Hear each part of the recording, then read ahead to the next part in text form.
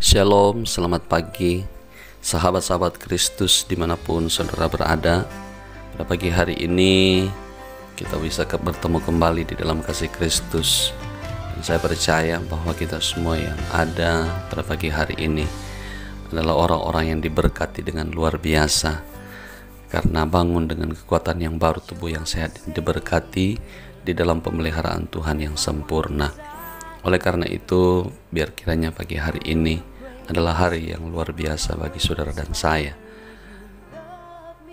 Sebelum kita mengawali akan kehidupan kita, mari kita mendengarkan kebenaran firman Tuhan.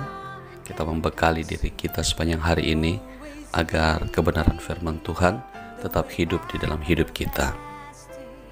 Pagi hari ini kita akan membaca di dalam firman Tuhan 1 Raja-Raja 19 ayat 1 sampai dengan ayat yang ke-8. Tetapi sebelum kita membaca, mari kita satu di dalam doa. Pagi hari ini kami bersyukur, berterima kasih sebab Engkau Bapa yang sungguh sangat baik di dalam hidup kami. Pagi hari ini kami boleh bangun dengan kekuatan yang baru, tubuh yang sehat dan diberkati. Ini semata-mata karena pemeliharaan Tuhan dalam hidup kami.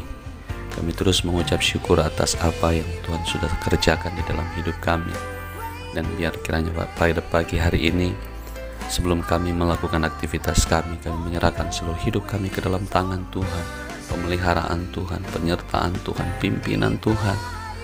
Dan biar kiranya sepanjang hari ini Tuhan boleh dimuliakan di dalam hidup kami lewat perkataan, perbuatan, dan tingkah laku kami, cara berpikir kami, cara kami mendengar.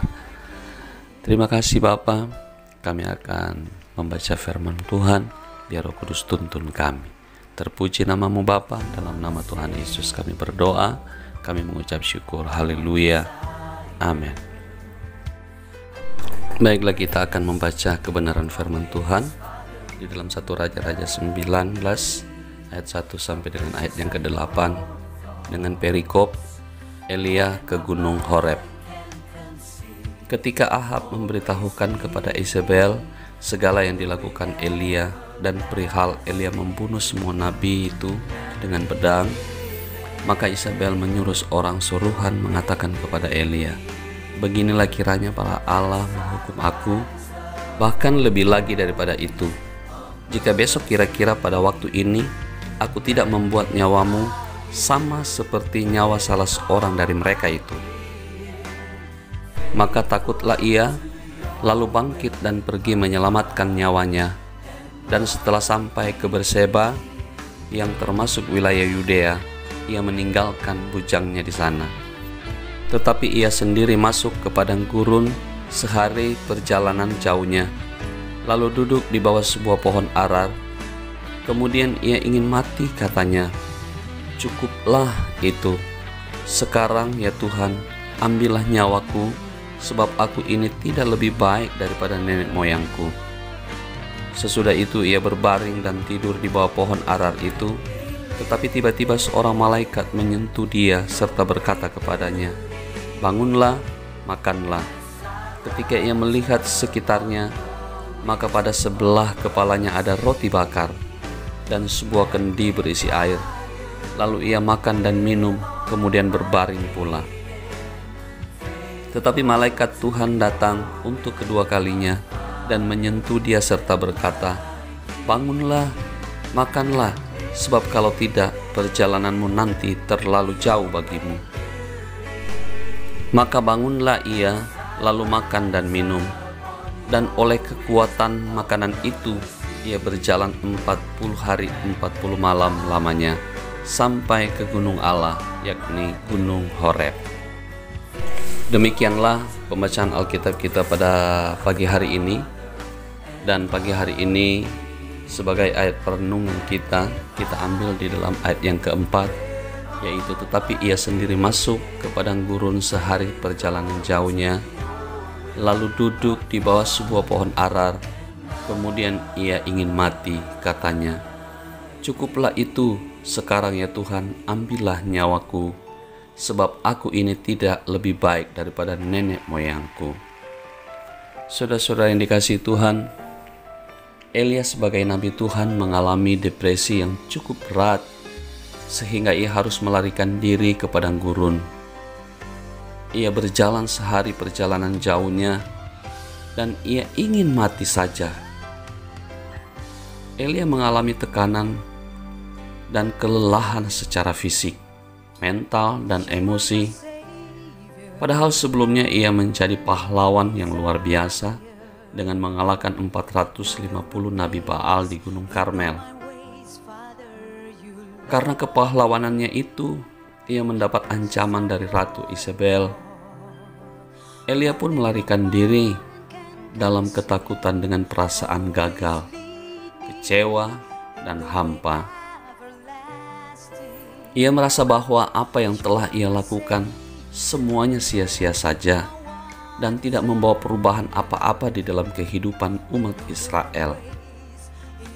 Padahal ia telah berjuang segiat-giatnya. Saat Tuhan bertanya kepadanya, "Apa kerjamu di sini, Elia?" Elia menjawab dengan kemarahan, kekecewaan, keputusasaan, dan kehilangan harapan.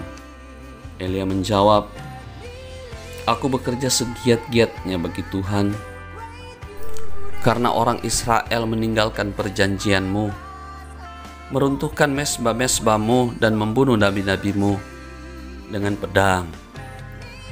Hanya aku sendiri yang masih hidup dan mereka ingin mencabut nyawaku."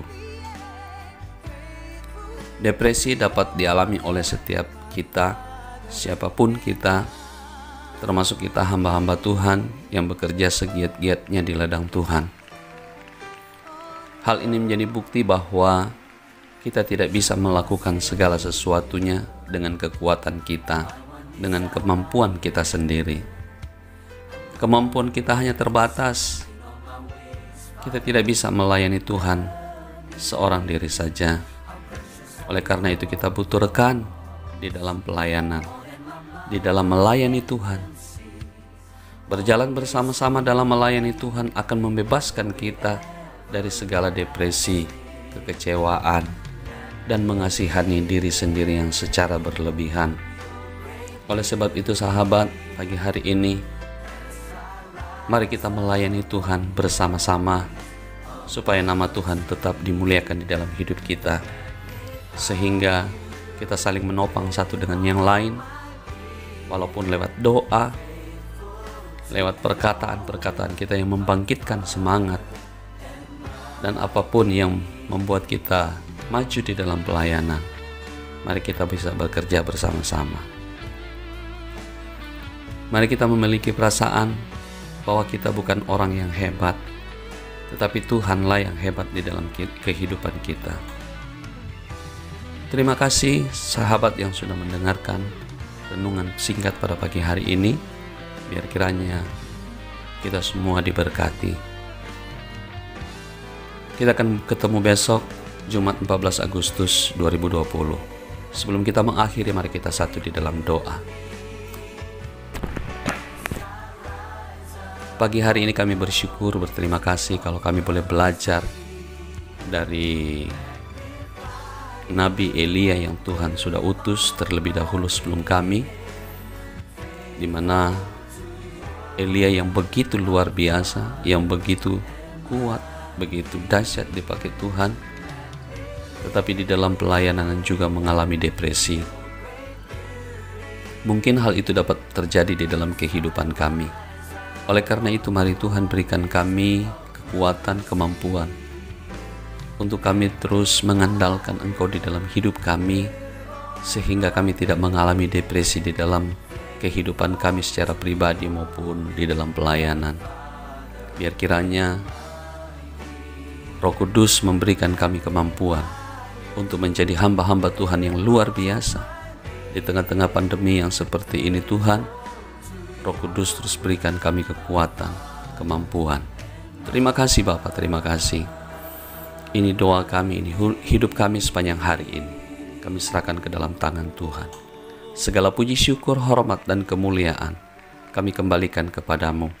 Dan di dalam nama Tuhan Yesus Kristus, kami sudah berdoa, kami sudah mengucap syukur. Haleluya. Amin. Sampai ketemu besok. Tetap semangat di dalam Tuhan. Shalom. Allahku nyanyikan besar, Allahku